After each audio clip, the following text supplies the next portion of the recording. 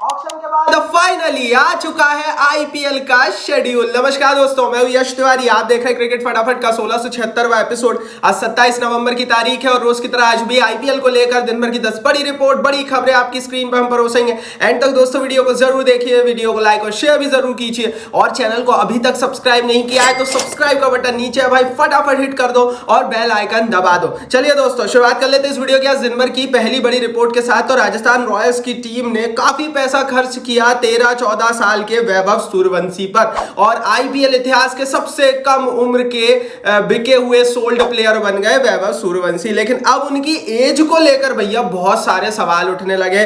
वैभव की एज के बारे में कहा जा रहा है कि उनका 2 साल पुराना एक इंटरव्यू बहुत वायरल हो रहा है जिसमें वो खुद ये बोल रहे हैं कि साल 2022 के सितंबर में ही वो 14 साल के हो गए थे। अभी 2024 चल रहा है, मतलब आज के हिसाब से वो 15-16 साल के आसपास के होंगे, लेकिन उनकी एज 13 साल बताई जा रही है। तो एज फ्रॉड जो कि एक आम प्रक्रिया बन चुकी है भारत के डोमेस्टिक क्रिकेट में, और प्लेयर्स जो होते हैं वो अलग अलग स्टेज की क्रिकेट खेलने के लिए अपनी अलग अलग एज बताते हैं, वो अब यहां से क्लियर होता हुआ नजर आ रहा है। और यहां से एक चीज और साफ हो रही है कि ऐसे कई प्लेयर्स होंगे जिन्होंने एज को लेकर कई अलग अलग तरह की बातें की होगी। हालांकि ये एज फ्रॉड है नहीं है, इसमें मैं ज्यादा जाऊंगा नहीं। अगर कोई खिलाड़ी बल्ला चला देता है और बल्ले से प्रदर्शन कर देता है तो फिर उसकी एज क्या देखनी, वो 40 का हो, वो 50 का हो, अगर वो 200 के स्ट्राइक रेट से रन मार रहा है तो उसकी एज क्यों देखनी भाई। अपना लॉजिक तो ये है, आपकी क्या बात है कमेंट बॉक्स में अपनी राय कमेंट बॉक्स में बता। आगे बढ़ते हैं, दूसरी बड़ी रिपोर्ट की बात करते हैं। तो भैया मोहम्मद कैफ ने पृथ्वी शॉ को स्लैम कर दिया।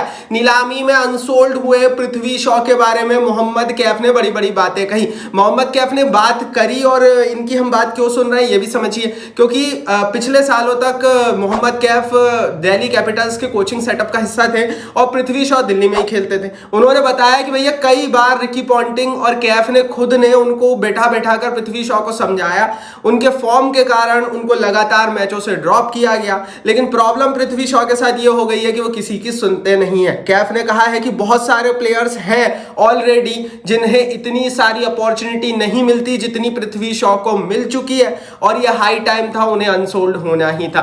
तो कैफ ने कुल मिलाकर जस्टिफाई कर दिया है कि वो अनसोल्ड हुए हैं तो सही हुए हैं। मेरा मानना दोस्तों यही है, मुझे भी ऐसा लगता है कि भारत में बहुत सारे प्लेयर्स हैं। आपको अगला सचिन माना था लोगों ने, आपके अंदर बहुत सारी छवि देखी थी लोगों ने, आपसे बहुत उम्मीदें लगाई थी फैंस ने, लेकिन इवेंचुअली जब आप ऐसा करते हो, और यार 1 साल 2 साल 3 साल 4 साल लंबा समय होता है जब आपका बल्ला बिल्कुल खामोश है और दूसरी जगह आप ब्लैक लाइट में दिखते हो। तो कुल मिलाकर भैया कैफ बहुत हद तक सही बातें कह रहे हैं। बाकी कैफ की बात से आप कितना सहमत है कमेंट बॉक्स में बताइए। आगे बढ़ते हैं, तीसरी बड़ी रिपोर्ट की से बात करते हैं। तो पृथ्वी शॉ ने एक वायरल वीडियो में अपनी बहुत सारी बातों को क्लैरिफाई किया। रिसेंटली दोस्तों पृथ्वी शॉ का एक वीडियो बहुत वायरल हो रहा था जिसमें वो अपने बर्थडे 25th बर्थडे पर डांस करते हुए नजर आ रहे थे, पार्टी करते हुए नजर आ रहे थे। क्लेम किया गया कि कुछ उनके फ्रेंड्स हैं, कुछ उनके फैमिली मेंबर्स हैं। इस पर वो बहुत ज्यादा ट्रोल हुए थे क्योंकि लोग कहने लगे थे कि यार तुमसे खेलने की उम्मीद थी, प्ले परफॉर्मेंस की उम्मीद थी और तुम डांस कर रहे हो। इस पर पृथ्वी शॉ ने जवाब दिया, उन्होंने कहा जस्ट 1 डे ऑफ एंजॉय, मैंने सिर्फ एक दिन अपना एंजॉय किया था क्योंकि मेरा बर्थडे था और उसको लेकर लोगों ने बतंगड़ बना दिया। ये पृथ्वी शॉ बोल रहे हैं। आपको बता दूं दोस्तों पृथ्वी शॉ लगातार खराब फॉर्म के कारण भारतीय सेटअप से दूर है। रिसेंटली दोस्तों जब 2-2.5 साल पहले उनको भारतीय टीम से ड्रॉप किया गया था तब भी उन्होंने कुछ स्टेटस लगाए थे और तब से ही दोस्तों वो बीसीसीआई के सामने थोड़े से ब्लैकलिस्ट हो गए थे। और एक चीज दोस्तों मैं आपको बता दूं, आप कुछ भी कर लो, अगर आप क्रिकेटर हो, अगर आप बीसीसीआई की नजरों में ब्लैकलिस्ट हो गए, मतलब अगर आपने बीसीसीआई की आलोचना कर दी ना, तो आप कुछ भी कर लोगे, आपको खेलने का मौका नहीं देगा वो बोर्ड। और ये चीज हमने पहले भी देखी है। करुण नायर का एक बहुत ही क्यूरियस केस है, ट्रिपल सेंचुरी लगाता है करुण नायर, ये लगभग आज से शायद 7 साल पुरानी 8 साल पुरानी बात हो गई होगी। उसके अगले दिन से आज तक करुण नायर एक भी टेस्ट मैच नहीं खेला होगा तो इक्का दुक्का मौका दे दिया होगा, लेकिन ट्रिपल सेंचुरी लगाई भारत में, उसके बाद ये स्थिति हुई थी करुण नायर की। तो हम ये सोच सकते हैं दोस्तों कि क्या होता है क्या नहीं। बाकी इस पर आप अपनी राय कमेंट बॉक्स में लिखो। हालांकि पृथ्वी शॉ का केस अलग है, वो खुद भी नहीं चल रहा है। चौथी बड़ी रिपोर्ट की दोस्तों यहाँ से बात करते हैं। तो भैया केकेआर का नया कप्तान कौन होगा, अब ये बहुत बड़ी पहेली बन चुकी है। लगातार सवाल उठ रहे हैं। और क्योंकि केकेआर ने कोई भी कप्तानी विकल्प नहीं लिया है, नीलामी में श्रेयस अय्यर भी नहीं है, तो अभी की स्क्वाड में तो ऐसा कोई भी नहीं दिखता जो कप्तान बने। 23-24 करोड़ के वेंकटेश अय्यर के ऊपर सवाल है। इस पर वेंकी मैसूर से, जो उनके सीईओ है, उनसे सवाल पूछा गया कि क्या वेंकटेश अय्यर या अजिंक्य रहाणे में से कोई कप्तान होने वाला है। इस पर दोस्तों वेंकी मैसूर, जो कि केकेआर के सीईओ है, उन्होंने कहा we will sit down and decide, हम बैठेंगे और डिसाइड करेंगे। इसको लेकर हम अलग से मीटिंग करेंगे, पहले पूरी टीम को देखेंगे। कुल मिलाकर यह है कि इनके पास अभी कोई कप्तान है नहीं। ये भैया स्पीचलेस हो चुके हैं। केकेआर का ये डिजास्टर्स ऑक्शन हम बोलना चाहिए, क्योंकि ये बहुत कम ऐसा इतिहास में केकेआर के हुआ है जब एक भी ऐसा खिलाड़ी नहीं दिख रहा केकेआर की स्क्वाड में जिसको आप उठाकर बोल दो कि हाँ ये हमारा कप्तान होगा। बीच में एक ऐसा फेज हो रहा था केकेआर के लिए जब दिनेश कार्तिक को इन्होंने खूब कप्तान बनाया था। बाद में जब इनको अय्यर मिले तो ऐसा लगा कि हो सकता है अय्यर से उम्मीदें होगी, हुई भी, पिछले साल खिताब जीत गए, लेकिन अब फिर ये घूम फिर कर वहीं आ गए हैं। ये भाई देखो कुछ लोगों का क्या रहता है ना, कुछ लोग इतने इगोइस्टिक हो जाते हैं। मैं आपको इनडायरेक्टली एक चीज बोलता हूँ, केकेआर में क्या है ना, समस्या टीम कभी था ही नहीं। केकेआर की जो समस्या थी ना, वो इनका मैनेजमेंट था और कुछ एक दो लोग हैं मैनेजमेंट के। इनके प्रॉब्लम वो ये कर रहे हैं कि जब आपसे आपके पिछले साल का कप्तान श्रेयस अय्यर थोड़ी सी सैलरी हाइक मांग रहा था, जब वो बोल रहा था मुझे 20-22 करोड़ रुपए दे दो, तब आप श्रेयस अय्यर से बोलते हो कि जा भैया नीलामी में जाके अपनी कीमत टेस्ट कर ले। फिर आप श्रेयस अय्यर पर 10 करोड़ रुपए तक बोली भी लगाते हो। मतलब यार, आप खिलाड़ी को खिलाड़ी की तरह ट्रीट नहीं करते। आपने तो 1 रुपए की क्रिकेट खेली नहीं है, मैनेजमेंट में जाकर बैठ गए हो। आपने तो क्रिकेट खेली नहीं है ना, तो जिसने खेली है अगर वो पैसे मांग रहा है तो आपको पैसे देने में क्या दिक्कत थी। केकेआर ने अपना बंटाधार खुद किया है भाई। ये कप्तानी का जो मोर्चा है ये नहीं बनता अगर श्रेयस अय्यर को ये लोग पैसे दे देते 20-22 करोड़ रुपए रिटेंशन में। इन्होंने नहीं दिए, ये थोड़े से हल्के वहां हो जाते तो ये स्थिति नहीं होती कि वेंकटेश अय्यर को 23 करोड़ में खरीदा है आज। तो बहुत सारी चीजें केकेआर को बैठकर बात करनी पड़ेगी। मैं हर टीम पर डिटेल में बात करूंगा कि किसने क्या क्या रोल निभाए हैं, क्योंकि बहुत सारी टीम है, आरसीबी भी है, कई टीमें हैं जिनमें प्लेयरों ने कुछ नहीं किया, इनके मैनेजमेंट ने बंटाधार कर दिया और अब शायद नया केकेआर बन रहा है भाई।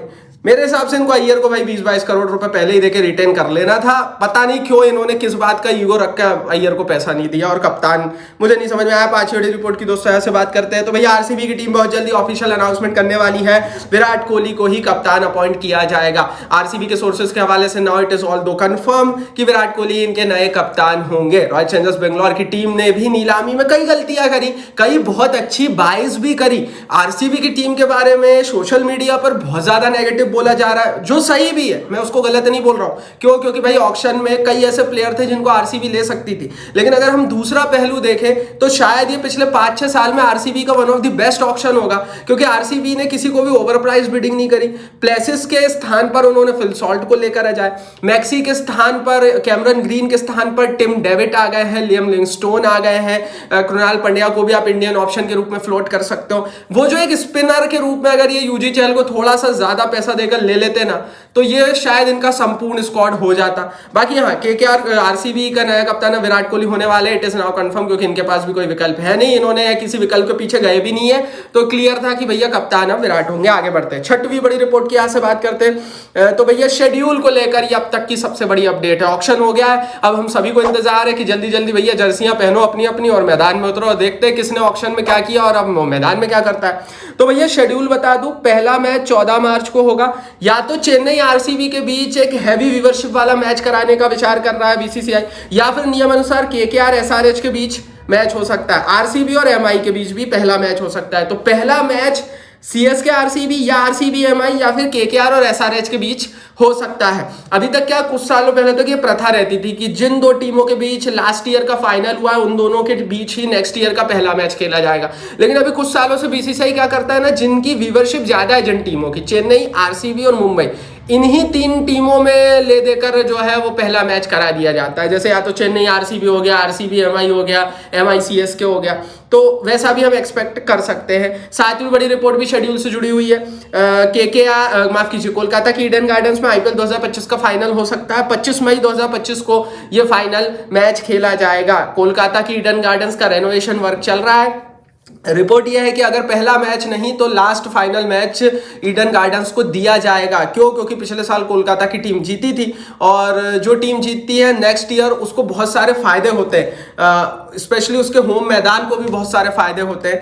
तो हो सकता है अहमदाबाद नहीं, अब फाइनल हमें कोलकाता में देखने को मिल जाए। अहमदाबाद के स्टेडियम को दुनिया का सबसे बड़ा स्टेडियम का खिताब जरूर मिला, लेकिन सुविधाओं के मामले में अब कई सारी बातें सोशल मीडिया पर आ चुकी है। इसके उलट चाहे वो मुंबई हो चाहे वो कलकत्ते हो, बहुत सारे ऐसे देश में मैदान है जो आइकॉनिक स्टेडियम रहे हैं जहां पर सुविधाएं अच्छी हैं। तो हो सकता है कि अहमदाबाद के मैदान में थोड़ा सा और रेनोवेशन का वर्क चल रहा हो अंदर। आगे बढ़ते हैं, 8वीं बड़ी रिपोर्ट की से बात करते हैं, ये भी शेड्यूल से जुड़ी हुई है। 70 डे की विंडो, 74 मैचेस, डबल हेडर्स को रिड्यूस किया जाएगा। 70 दिन की विंडो रहेगी, लगभग 14 मार्च से लेकर 25 मई तक जो आईपीएल होगा, तो 70 दिन की विंडो बीसीसीआई ने निकालने में कामयाब हो गया है आईपीएल के लिए। अब क्योंकि 70 दिन की विंडो होगी तो आप ये बोल सकते हैं लगभग 62-63 दिन तो लीग मैचेस चल सकते हैं। मतलब ये जो डबल हेडर्स है इनकी संख्या हमें बहुत कम देखने को मिलेगी। और पहले जो होता था कि हर 3-3 बार डबल हेडर्स होते थे, उसको बीसीसीआई वैसे ही कम कर रहा है, पिछले साल भी कम ही थे, इस बार और डबल हेडर्स कम किए जाएंगे क्योंकि ब्रॉडकास्टर नहीं चाहता कि डबल हेडर्स हो। जिस दिन डबल हेडर्स होते हैं 2 मैचेस निकल जाते हैं, व्यूवरशिप कम आती है, दोपहर वाले मैच में कम लोग देखते हैं, इवेंचुअली लॉस जो होता है वो ब्रॉडकास्टर का होता है। आगे बढ़ते हैं, 9वीं बड़ी रिपोर्ट की दोस्तों यहाँ से बात करते हैं। तो भैया नीलामी के बाद दिल्ली और गुजरात की टीम के लिए थोड़ी सी खुशखबरी निकल कर आ रही है अबू धाबी T10 लीग से।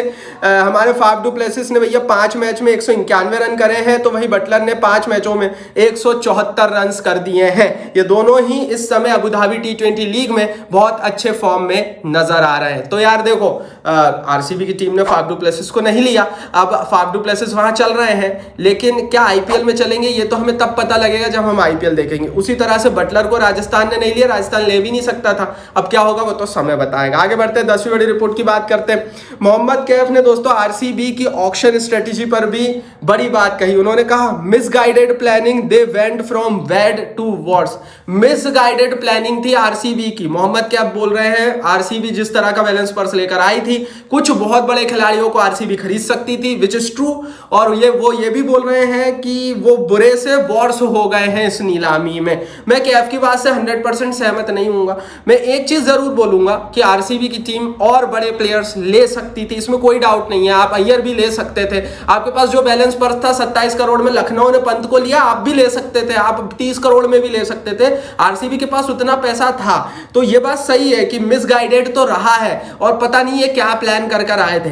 लेकिन दूसरी चीज ये है कि आरसीबी को जो चाहिए था उन्होंने सिर्फ वो बिडिंग करी, ये बात भी है। और देखो कोई सी टीम कितनी कमजोर है कितनी मजबूत है हम हर साल नीलामी के बाद बात करते हैं, लेकिन जब आईपीएल होता है ना तो बहुत सारी चीजें और समीकरण पलट जाते हैं। इसलिए मैं भैया थोड़ा सा ज्यादा बोलूंगा नहीं किसी टीम पर। कैफ साहब जरूर बोल रहे हैं और मैं तो वेट करूंगा भाई आईपीएल का, क्योंकि आईपीएल में हमें सच्चाई पता लगेगी कि केकेआर ने कप्तान नहीं लिया, सही किया या गलत किया, आरसीबी ने नहीं खरीदे प्लेयर, सही किया या गलत किया। ये तो भाई फील्ड बताएगी, पिच बताएगी। ये थी दिन भर की 10 बड़ी खबरें। बाकी कमेंट बॉक्स में बताओ कौन सी खबर आपको अच्छी लगी कौन सी नहीं और क्यों। इस वीडियो को लाइक और शेयर करो और चैनल को सब्सक्राइब नहीं किया तो सब्सक्राइब बटन नीचे हिट कर दो, बेल आइकन दबा दो।